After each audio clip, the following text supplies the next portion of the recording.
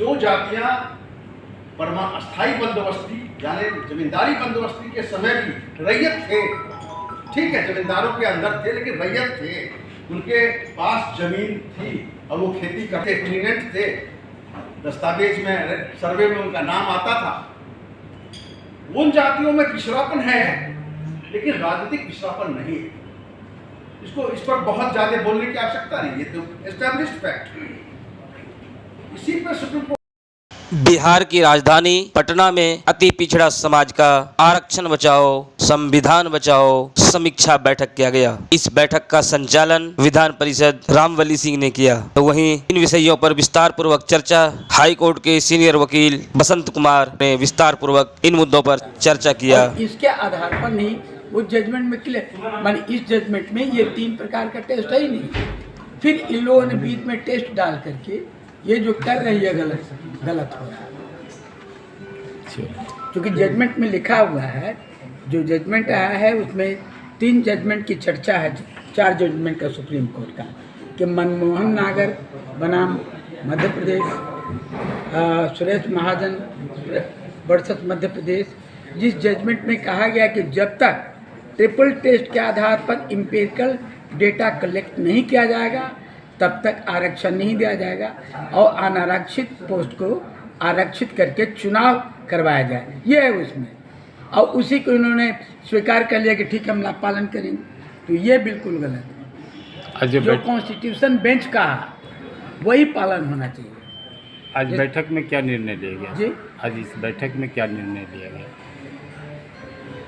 तो बैठक ऐसा नहीं, तो बैठक तो चुनाव के बाद, माने इसके ये जो विसंगति थी इसी पर विचार करने के लिए कि क्या फैसला में क्या है क्या नहीं, इसी पर था। जी, इसकी मंथन हो रही थी सर?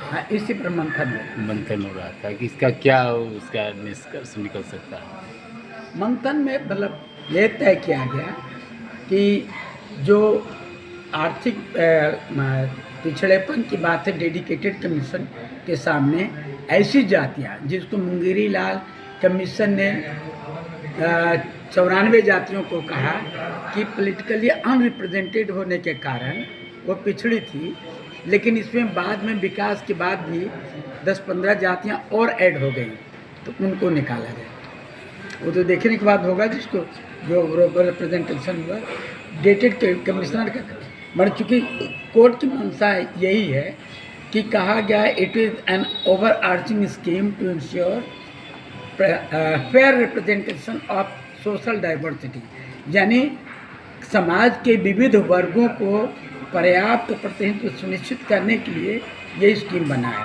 ये सुप्रीम कोर्ट ने कहा, यानी जो वर्ग का राजनीतिक प्रतिनिधित्व नहीं मिला पहले उसको देना चाहिए। ये प्रकट किया है आपके सामने। मैं चाहता हूं कि आप सब इस मामले में सोचें, एक आंदोलन खड़ा करें, और ये मांग होनी चाहिए। रामबली जी तो अभी सरकार में है, लेकिन इनको ये मांग कम से कम इंटरनली तो कर सकते हैं कि आपने कितना रुपया खर्च किया है इस 1 महीना के अंदर। बीजेपी के एक नेता ने कहा है कि ये वकीलों का घोटाला है, और ये सच है। ऐसा नहीं हो गया है कि दिल्ली वाले वकीलों, क्या ऐसे ही बिहार राज्य चलेगा? इनको ये सवाल उठाना चाहिए, अपने नेता तेजस्वी यादव को जाके कहना चाहिए कि जब कोई कहते हो कि पिछड़ा में अति पिछड़ा में बढ़िया वकील नहीं, तो जब तुम्हारा मतलब महाधिपति अति पिछड़ा कहीं वो भी बाहर से लाएगा वही काम करेगा, तो मतलब किशोर कर रहे हैं। मैं ये अपेक्षा करता हूँ रामबली जी से, क्योंकि आप में से और कोई एमएलए मंत्री नहीं है, तेजस्वी को ये खबर पहुंचाइए। आज उसका भविष्य बहुत लंबा है, 40 वर्ष का राजनीति है उसका, आपकी भी लंबी राजनीति है। इसको उजागर कीजिए, ये उजागर कीजिए। नहीं, आप सरकार में नहीं है ना, ये उजागर होनी चाहिए कि ये जो घोटाला हुआ है, पैसा का दुरुपयोग हुआ है।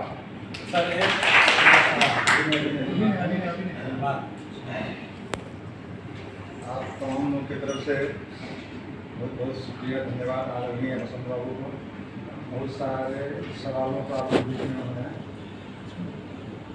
अपनी बात के माध्यम से रखा है, और अब हमारे बीच में दूसरे वक्ता, मैं शुरू में ही कहा था कि आज 2 स्पीकर रहेंगे आज के इस परिपक्ष में जो बैठक बुलाई गई है, बोलने के बाद जितने हमारे आज की तारीख में श्रोतागण हैं, वो सब लोग प्रश्नोत्तर काल के माध्यम से, प्रश्न के माध्यम से फिर विमर्श कर पाएंगे।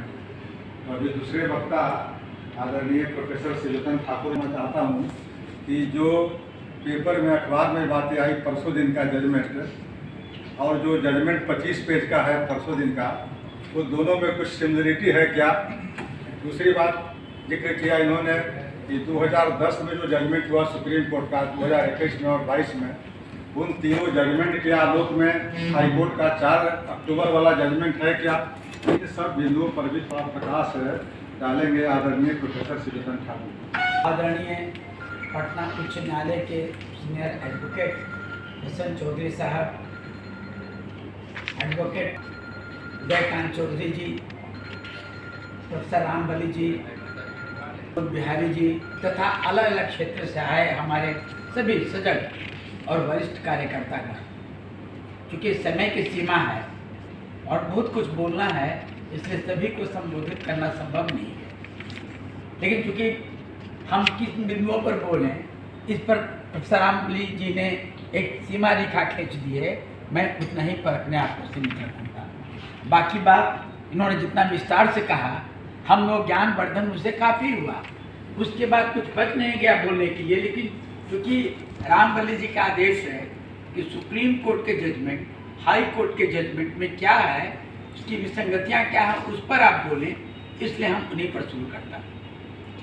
मित्रों, जैसा कि एडवोकेट बसंत चौधरी साहब ने कहा कि 73वां और 74वां संशोधन द्वारा, उसी तरह से हमारे नवीन प्रजापति जी हैं खगड़िया से, पिछड़ा अधिकार मंच चलाते हैं। कल भी इन्होंने एक बैठक किया था दरोगा राय पथ में। उस्मान हकोट साहब हैं, विजय चौधरी बात बताएं कि अभी पिछड़ा वर्ग वाले कर्मचारी संघ चलता है, उसके ये संयोजक की अपना इसका राष्ट्रीय अति पिछड़ा मोर्चा चलता है, उसके राष्ट्रीय अध्यक्ष हैं। उसी तरह से आपके किशोरी दास जी के उपेक्षित और अत्यंत पिछड़ा आज से नहीं लगभग 40 वर्षों से कुछ डिफरेंट फोरम से चलाते रहे हैं। विनोद बिहारी मंडल जी है, महेंद्र भारती जी है, राजेंद्र जी है, बक्सी वकील साहब हैं, अजय ठाकुर जी हैं, मैडम नीतू जी हैं। इस तरह से कई जो लोग हैं, डॉक्टर कुमार गौरव जी हैं, दरभंगा साहब हैं, गजेंद्र मानी जी हैं, और यहाँ पर हम लोग के अति पिछड़ा वर्ग आयोग के अध्यक्ष रह चुके हैं, बिहार विधान पार्षद रह चुके हैं आदरणीय उदयकांत चौधरी जी, और पटना हाईकोर्ट के वरिष्ठ वकील भी हैं। इस तरह से वगैरह सभी लोग आए हुए हैं। कुछ लोग और हो सकता है कि रास्ते में आएंगे और कुछ लोग, इसलिए मैं लाग लपेट नहीं करते हुए आग्रह करूंगा कि आदरणीय बसंत चौधरी जी से कि उससे हम लोग के बीच में प्रकाश डाले, जिससे हम लोग का दिशा निर्देश मिले, मार्गदर्शन हो। आदरणीय बसंत कुमार चौधरी जी, सुप्रीम कोर्ट और हाई कोर्ट के वरिष्ठ वकील। केंद्र, राज्य और पंचायत और स्थानीय निकाय, आप अगर शहर को भी पंचायत ही मान लें, उसको स्थानीय अर्बन निकाय कहा जाता है। स्थानीय निकाय हो गया, अन्य निकाय में, हाँ, अर्बन शहरी निकाय का, स्थानीय निकाय में यही हुआ। एक बीमारी हमारे समाज में है कि हम अपना पावर बांटना नहीं चाहते। जो पहले से मजबूत होता है, वो निकाय को खास करके वो अपनी बहुत सारी शक्तियां स्थानीय निकाय को सौंपनी थी। हमारे उदयकांत भाई जानते हैं कितने सारे विभाग, कितने सारे काम पंचायत और नगर पालिका, मुख्य सचिव जैसे चीफ मिनिस्टर के बगल में मुख्य सचिव बैठता है, मुख्य सचिव नहीं बना रहा पंचायत, और मुखिया एक ज्वाइंट हिंदू फैमिली का जो कर्ता होता है, उस तरह से काम करने देते। सरकारी पैसा जेब में रख के खर्च कर रहा है, चिट लिख के खर्च कर रहा है। मैं केवल भूमिका 2 मिनट देना चाहता हूँ। ये गहमा-गहमी चल रही है, खास करके बिहार में। खास करके बिहार में 93 के बाद से लालू जी की और नीतीश जी की सरकार है, और पंचायती राज एक्ट भी नया बना, स्थानीय निकाय शहरी एक्ट भी 2006 में बन गया। लेकिन कभी भी ईमानदारी से सरकारों ने शक्तियों को निचले स्तर के सरकार को नहीं दिया। ये स्थापित लागू करने में कोताही बरतती गई सब सरकार, चाहे वो कर्नाटक की सरकार हो, चाहे वो मध्य प्रदेश। हमसे जुड़े रहने के लिए हमारे YouTube चैनल को सब्सक्राइब करें और नई वीडियो की नोटिफिकेशन